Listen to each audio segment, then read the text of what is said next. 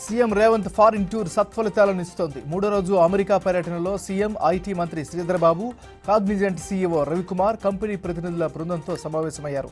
హైదరాబాద్లో 10 లక్షల చదరపు అడుగుల విస్తీర్ణంలో కాగ్నిజెంట్ కొత్త సెంటర్ ఏర్పాటు చేసేందుకు ముందుకొచ్చింది. దీని ద్వారా దాదాపు 20,000 మంది యువతకు ఉద్యోగాలు రానున్నాయి.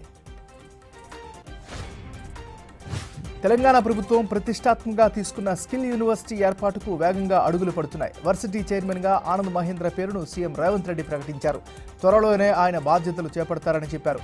ఈ నెల 1న ముచ్చర్లలో వర్సిటీ కోసం సీఎం రేవంత్ శంకుస్థాపన చేశారు.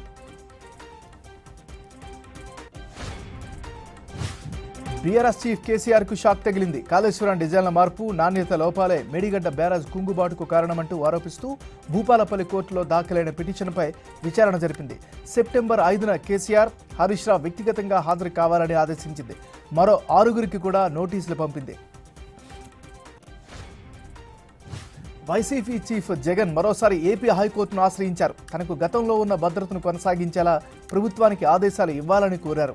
ఇటీవల తనకు కేటాయించిన వాహనం కూడా మరమ్మతులకు గురైందని వివరించారు. దీంతో ధర్మాసనం ఎలాంటి ఆదేశాలు ఇస్తుంది అనే దానిపై రాజకీయ వర్గాల్లో ఆసక్తి నెలకొంది. ఢిల్లీ సీఎం కేజ్రీవాల్కు హైకోర్టులో మరోసారి నిరాశ ఎదురైంది. ఆయన వేసిన బెయిల్ పిటిషన్ను ధర్మాసనం తిరస్కరించింది.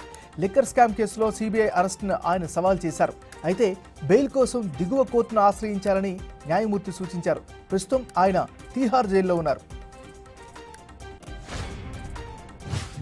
బంగ్లాదేశ్ ప్రధాని షేక్ హసీనా తన పదవికి రాజీనామా చేశారు. అల్లర్ల నేపథ్యంలో ఈ నిర్ణయం తీసుకున్నారు. ప్రత్యేక విమానంలో ఆమె ఢిల్లీలోని హిండన్ ఎయిర్ ఫోర్స్ స్టేషన్కు చేరుకున్నారు.